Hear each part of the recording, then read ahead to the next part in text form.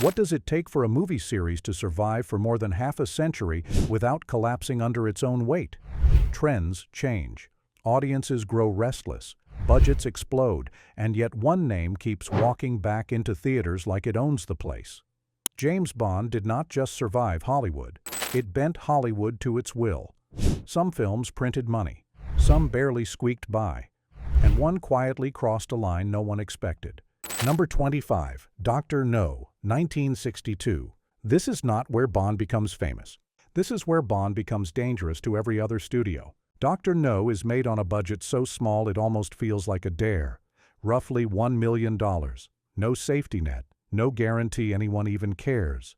United Artists spends just as much energy telling people who James Bond is as it does promoting the movie itself. Books are pushed. Images are everywhere. Curiosity is manufactured before the doors even open. Then the movie hits theaters and refuses to slow down. In its early runs and constant reissues, Dr. No quietly builds momentum until it reaches nearly $60 million worldwide. That is not a hit. That is a blueprint. Studios notice. Franchises are suddenly possible. Releasing the same movie again becomes normal.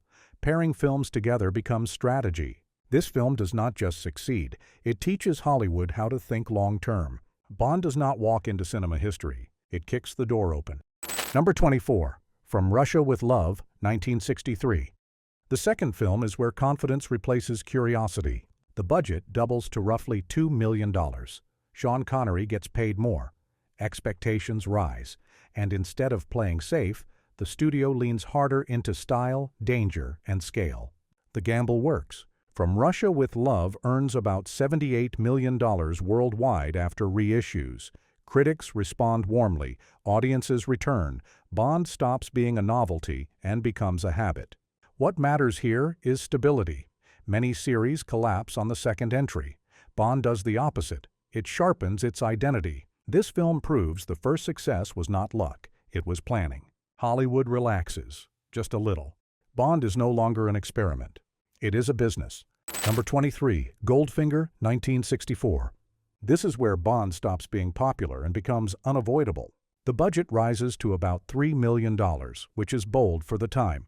The return is staggering, around $125 million worldwide after multiple releases. Goldfinger earns its cost back in weeks. Records fall.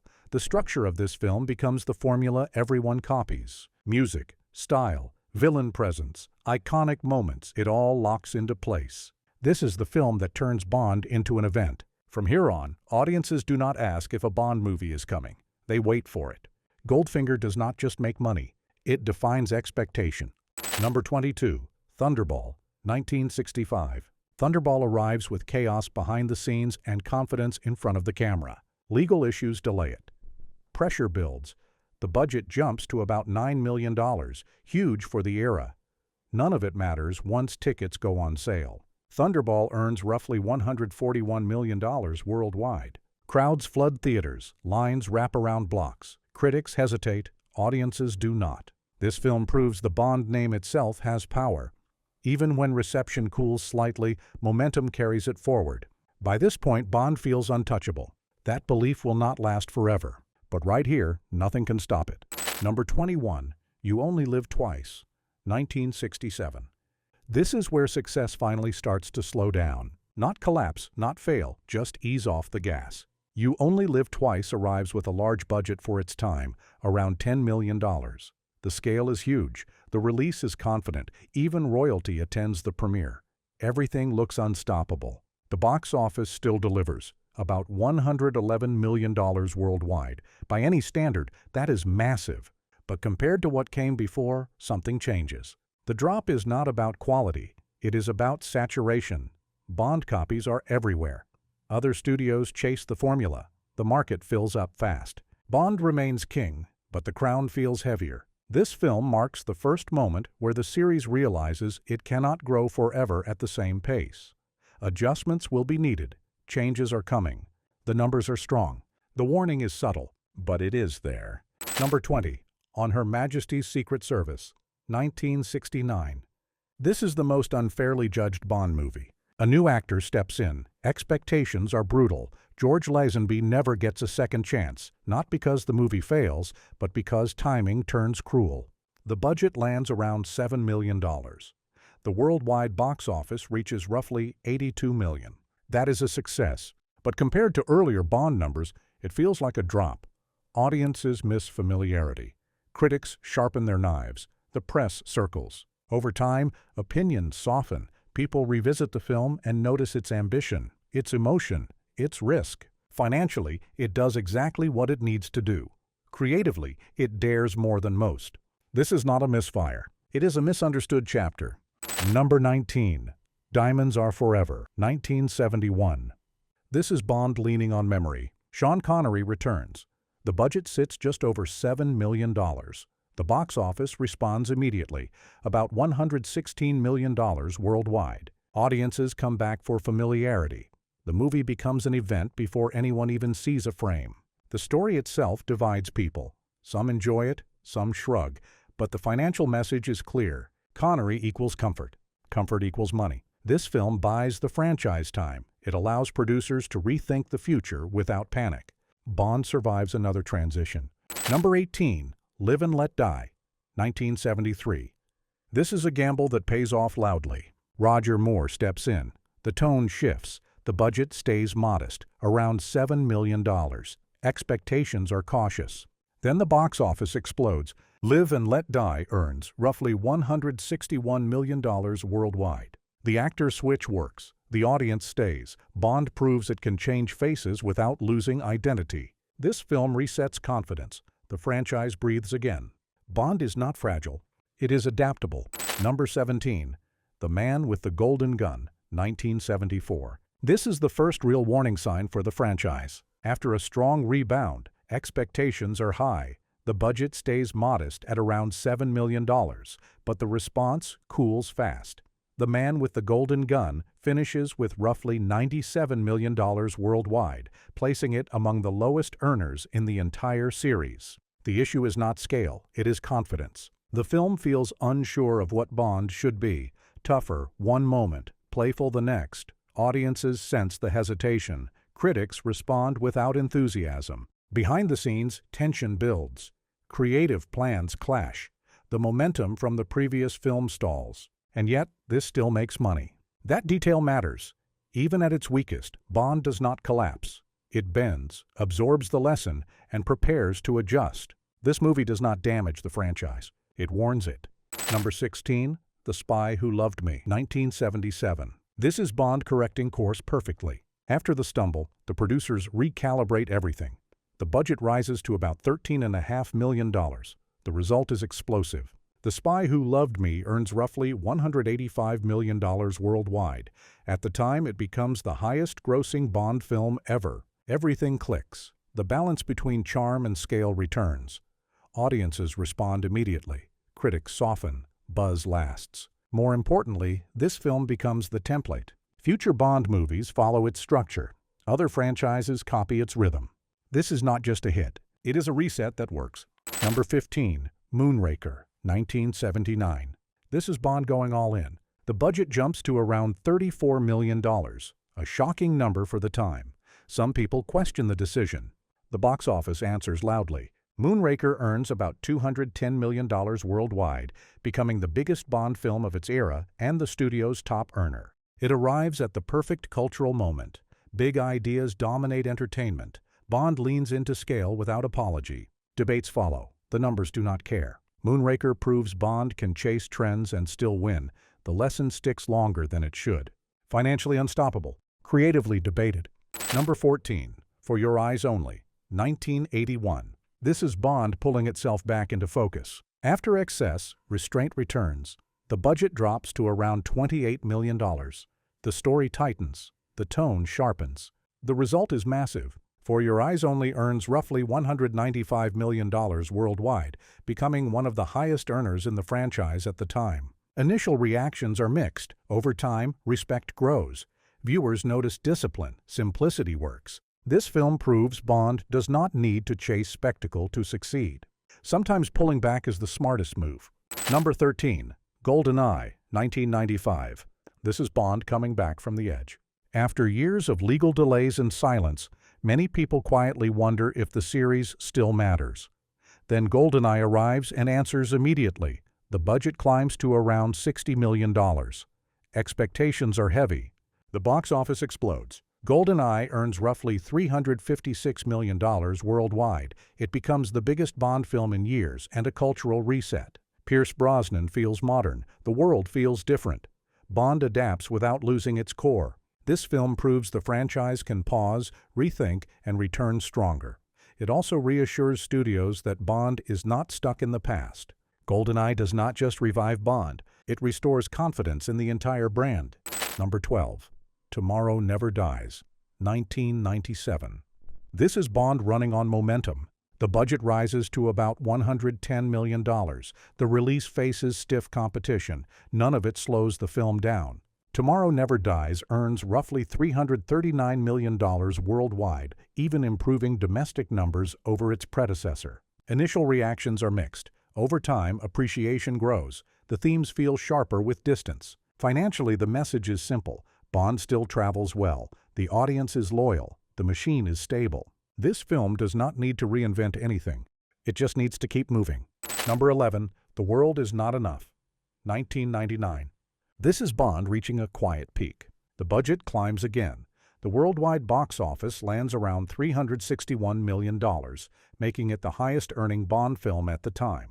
Audiences show up in force. The franchise feels untouchable again. Creatively, opinions vary. Financially, nothing is wrong. This film benefits from accumulated goodwill. Decades of trust pay off. Bond feels permanent. Number 10. Die Another Day, 2002. This is the peak before the rethink. With a budget around $140 million, Die Another Day earns roughly $432 million worldwide. At the time, it becomes the highest-grossing Bond film ever without adjustment. But something shifts. Audiences enjoy the spectacle. Critics raise eyebrows. Trends change quickly. The numbers are strong. The warning is quiet. Bond wins this round. But change is already on the way.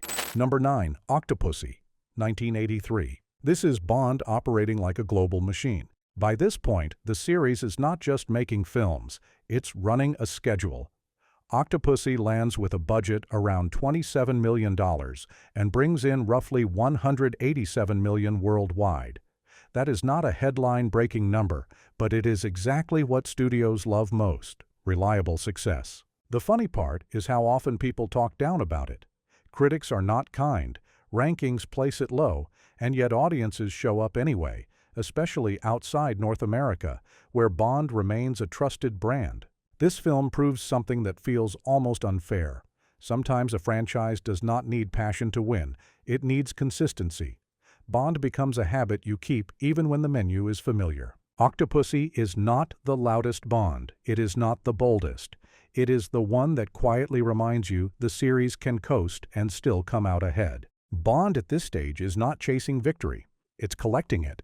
Number 8. A View to a Kill, 1985. This is the end of an era, and everyone can feel it. The budget rises to around $30 million. The worldwide box office reaches roughly $152 million. On paper, that is still a win. In the room, it feels like the air is leaving. Roger Moore is still charming, but time is catching up. Critics are harsh.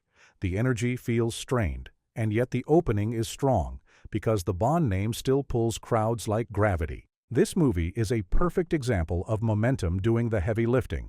People show up because it is Bond. They keep watching because they want it to work.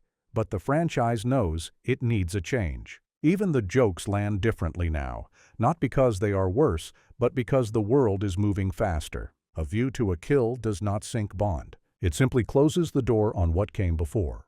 Number 7. The Living Daylights, 1987. This is Bond trying to grow up without losing its swagger. A new actor arrives. A new tone arrives with him. The budget sits around $40 million, and the box office finishes near $191 million worldwide. That is a strong return, especially for a movie that has to convince people to accept a new face. Timothy Dalton plays it straighter. Less grin, more pressure. The series feels more focused, like it is trying to prove it still matters in a louder decade.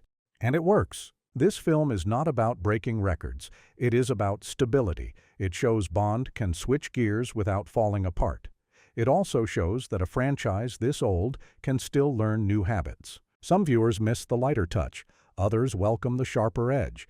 Either way, the numbers confirm the key point. Bond did not need to restart. It needed to reset. Number 6, License to Kill, 1989. This is the most complicated win in the series. The budget is around $32 million.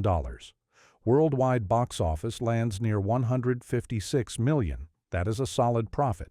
So why does it get treated like a problem? Because expectations had become unrealistic. Bond releases into a crowded season packed with loud crowd favorites. Attention is limited. Marketing battles are fierce. In North America, this becomes one of the lower performers in the franchise for its era, even though it still earns several times its cost. What makes this entry fascinating is what happens later. People come back to it years afterward and realize it was aiming for something tighter and more intense than most of its neighbors. This is not a movie that failed to earn. It is a movie that failed to fit the moment. License to Kill proves the Bond formula can stretch. It just learned a hard lesson. Changing tone is easy. Changing audience expectation is harder. Number 5, Casino Royale, 2006. This is Bond being rebuilt in front of your eyes. After the previous era peaks, the franchise chooses risk. The budget jumps to around $150 million. That is not a casual investment. That is a statement. Then the box office responds with roughly $594 million worldwide. The reason this hit lands so hard is simple. It feels like a beginning, not just another chapter. The pacing is tighter, the emotion is sharper, the style is grounded without becoming dull. Even the marketing changes. This is not Bond as a cartoon hero. This is Bond as a person who can make mistakes and still win. Casino Royale does not just bring in money. It restores trust. And once a franchise gets trust back, it becomes hard to stop. Number 4, Quantum of Solace, 2008. This is what happens when chaos tries to run the show. The budget climbs to about $200 million, and the worldwide box office reaches roughly $589 million. That sounds huge, and it is. But the story behind it is messy. The film is made under heavy pressure, with big production challenges and a release schedule that does not leave much room to breathe. You can feel the rush in the final product. It moves fast, sometimes too fast, like it is trying to outrun its own problems. And yet audiences still show up in massive numbers. That is the power of momentum after Casino Royale. People were invested. They wanted to see what came next. The brand was hot again. Quantum of Solace is not the cleanest win, but it is still a win. It proves Bond can stumble mid-run and still land on its feet, as long as the audience believes the larger journey is worth it. Number 3, Skyfall, 2012. This is Bond turning into an event again. The budget sits around $200 million. The box office goes into another universe, about $1.1 billion worldwide. Skyfall is not just popular, it is celebrated. It arrives as an anniversary moment, with marketing that makes it feel like history you have to witness, not just a movie you might catch later. It dominates in the United Kingdom. It dominates globally. And it does something rare for a long-running series. It feels timeless. This is the film where Bond stops chasing modern trends and instead becomes the trend. Even people who do not follow the franchise show up because it feels like a major moment. Skyfall is proof that reinvention worked. And it proves the ceiling is higher than anyone thought. It is not just one of the biggest Bond hits. It is one of the biggest hits, period. Number 2, Spectre, 2015. This is the most expensive kind of success. Spectre pulls in about $880 million worldwide, which sounds like a victory lap. Then you look at the cost, around $300 million. Suddenly, the win feels thinner. This is the strange math of modern blockbusters. Big returns can still leave people nervous when the spending grows too fast. Spectre arrives with massive hype and a huge push. The opening is strong, the totals are strong, but the cultural staying power is softer. People watch it, discuss it briefly, then move on. It becomes a reminder that money alone is not the full story. A franchise can earn huge and still feel like it did not land perfectly. Spectre is a hit, no question, but it is also a warning sign. Because when budgets get that high, the margin for error shrinks, and that sets the stage for what comes next. Number 1, No Time to Die, 2021. This is the one moment the machine breaks. No Time to Die carries enormous weight, years of delays, a global shutdown, Marketing costs stack up. The combined cost climbs well beyond $350 million. The box office reaches about $774 million worldwide, strong on paper, not enough in reality. This film becomes the first Bond movie that does not break even. The reasons are many: timing, delays, long gaps, circumstances no franchise can fully control. But history only remembers the result. After 6 decades, Bond finally takes a financial hit. Not because the audience vanished, because the world changed. So, that's the full story. 25 films, 60 years, countless reinventions, one quiet stumble at the worst possible moment. Bond didn't just survive Hollywood, it learned how to outlast it.